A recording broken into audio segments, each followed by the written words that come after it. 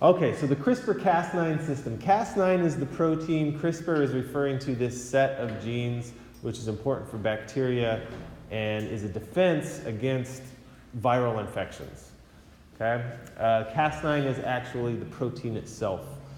But what it needs in order to work is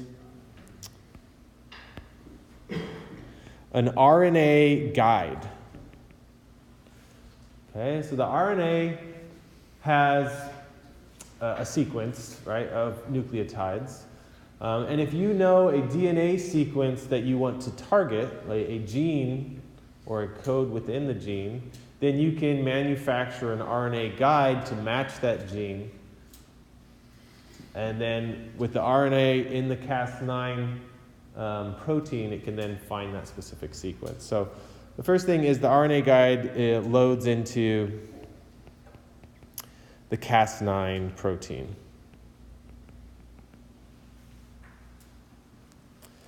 Okay, and that's this first step here. So now you have an RNA Cas9 complex. At the second part, the RNA leads the Cas9 into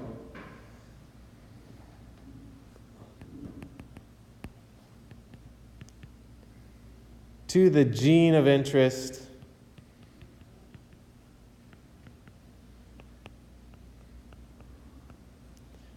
through the RNA-DNA base pairing, right?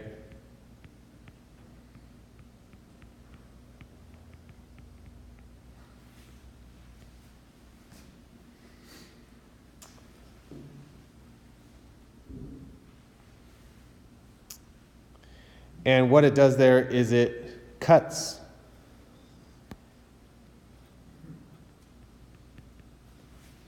that gene, or cuts that sequence that matches up with the RNA.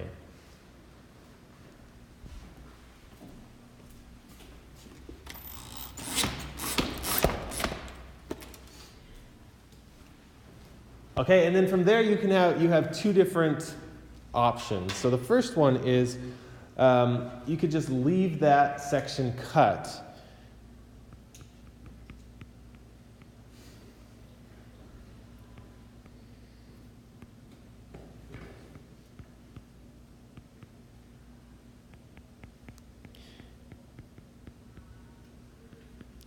And this is what's referred to as a knockout. Okay? You knock out the gene, and then you can determine what the function of the gene is. Okay, so you may have a gene in question, I don't know what it does, but if you knock it out and then study the reaction by the organism, you can determine, oh, well, that gene must have been for this purpose. Yes? What's stopping people from, just kind of going in there and snippy, and just leaving them to cure people? Yeah, so this isn't fully developed yet, but this is what it does. But yeah, there are laws, I think, that probably prevent people from doing that, because that would kill somebody. Okay. All right, so murder, for one. Yeah. But yeah, we will talk about that in a minute. Okay, the second part then, you can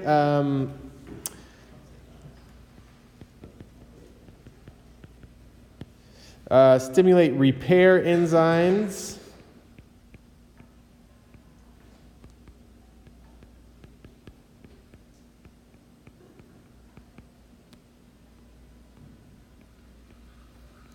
To fix the gene or insert a new gene where it had been cut.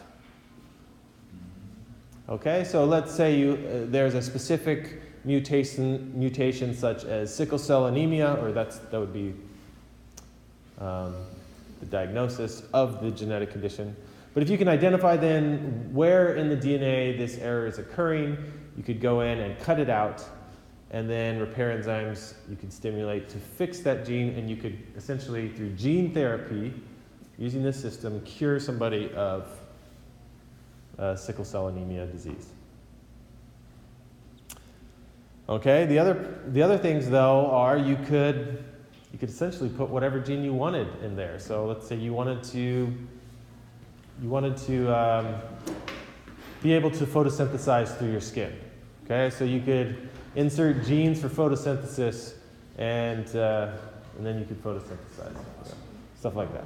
That would be really complex and probably really hard to do, but. How long would that be? Take a pretty long time, right? Well, this is theoretical at this point. A lot of research is going into that. More research is going into treating genes. So let's say you have a gene and it's just a bad gene and it causes a bunch of side effects. You could go in and just have it cut out, and then maybe that would restore normal function. So that's kind of the simplest way. These more advanced things are kind of theoretical, but. So that's how they created, like, I don't know, there's some animals I've heard.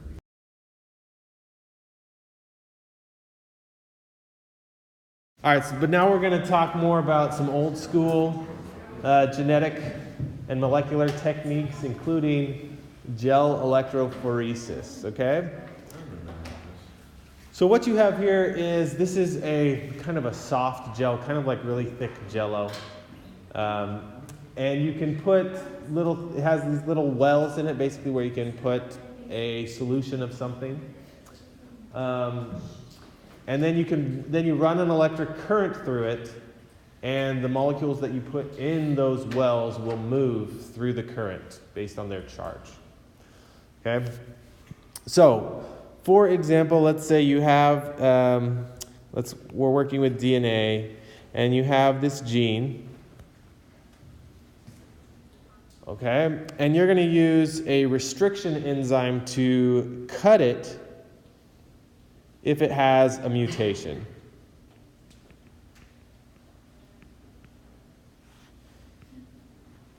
All right, this is our restriction enzyme.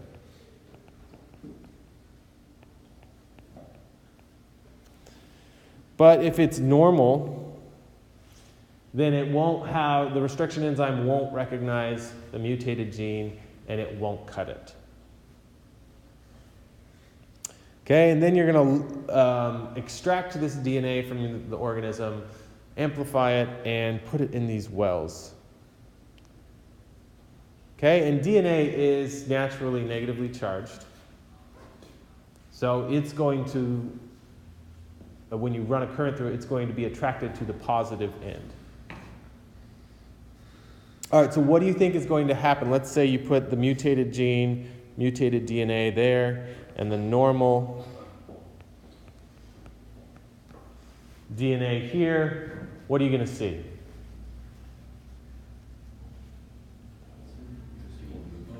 What's that? DNA. You will, yeah, so but what's going to be the difference between the two? Depends on what they're made out of. Okay, they're both made out of DNA. It's DNA you've extracted. One of the DNA has the mutation where it was cut, and the other one doesn't. Oh, if it was cut, then it should move less, right? Because it's less. Okay, yeah. So if it's smaller, it's going to move faster. Okay. Okay?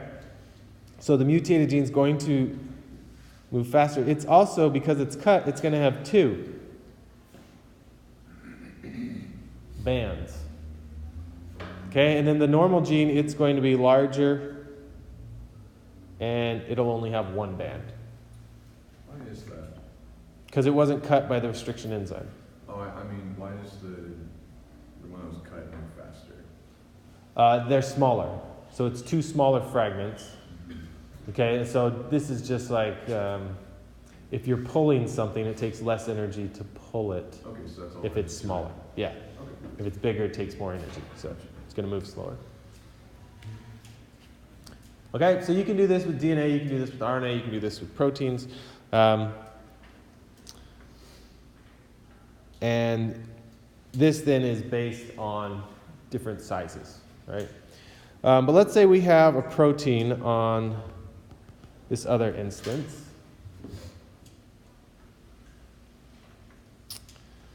Okay, and I have a normal protein here. And it has a negative charge.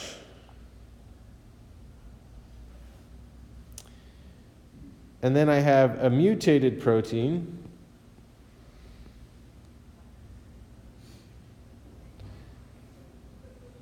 And it also has a negative charge, but it's not as negative. So it's less negative. And I'm going to load this mutated one here and this normal one here.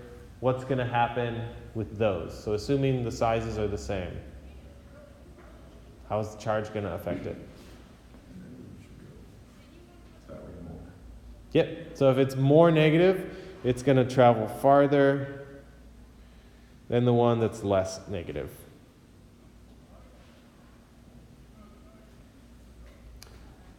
And so in this way, if you can determine, DNA sequences, restriction enzymes that cut at certain places, you can determine differences in those molecules based on those characteristics. And that's how gel electrophoresis works. Okay, any questions on that? Pretty simple. Okay, last technique we're going to talk about is molecular cloning. Okay, so this relies on the process of transformation.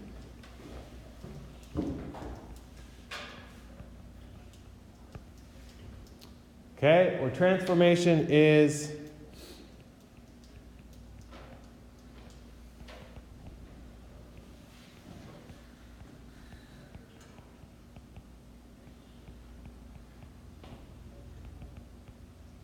introducing new DNA into an organism. And what we're going to do in this instance is make recombinant DNA.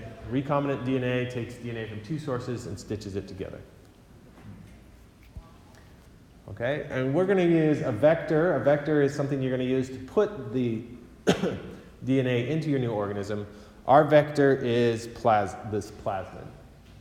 And a plasmid is just a really small circular DNA molecule. Okay, in order for a plasmid to work, it needs three things.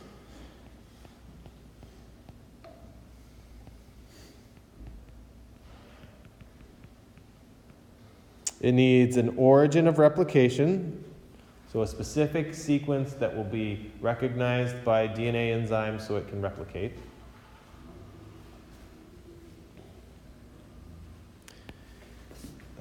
It's going to need a selectable marker.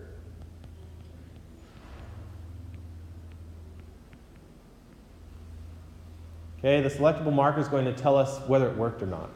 Okay, so generally, you can induce plasmids to go into E. coli, but it doesn't always work. So we want a way to check and make sure that it got in there. So a selectable marker may be a fluorescent dye or some other protein sequence that codes for a protein that we can identify.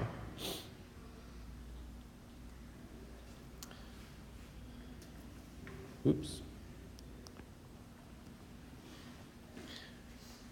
And then the third thing is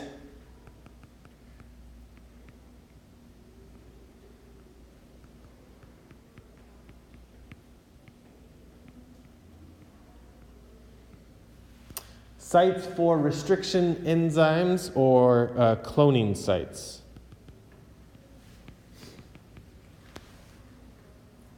Okay, so let's say we have identified a site here where we can treat with the restriction enzyme. Yes? Just to clarify, is this something that is like synthetically happening that we're doing with science magic? Mm-hmm. Yeah, so let's say in this instance I have this gene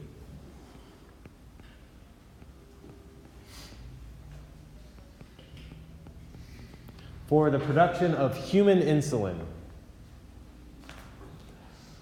Okay, and I want to get it into E. coli and have this E. coli make insulin for me so I can then harvest that and sell it to diabetics. Okay? Okay. So the first thing I'm going to need is this restriction enzyme to go in and cut my plasmid.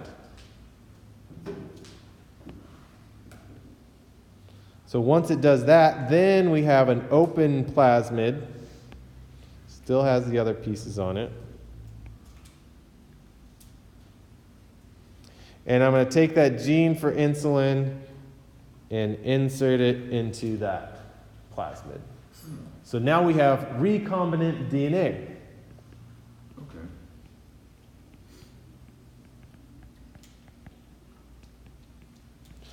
The next thing I need is this E. coli doesn't naturally transform. It doesn't naturally take in foreign DNA. But if we treat it, we can make it. So there's a few different methods. We can do electroshock. We can do heat shock. Basically warm it up and cool it down. Or we can use chemicals.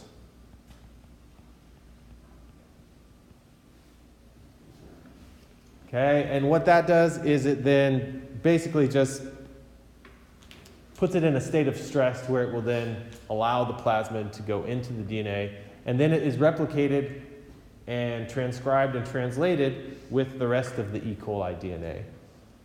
So we just gave it an insulin gene. We just gave it an insulin gene, and now it produces insulin, and then we can harvest that insulin and sell it on the streets to diabetics. Right? Is that actually how it works? No, I don't sell it on the streets, they sell it. Yes, that is how it works, except for the street part. Yeah. Wow. That's pretty cool. Yeah, and so there are a number of other genes that you can introduce to E. coli and have them make a product for you. And that's molecular cloning. Okay, any questions?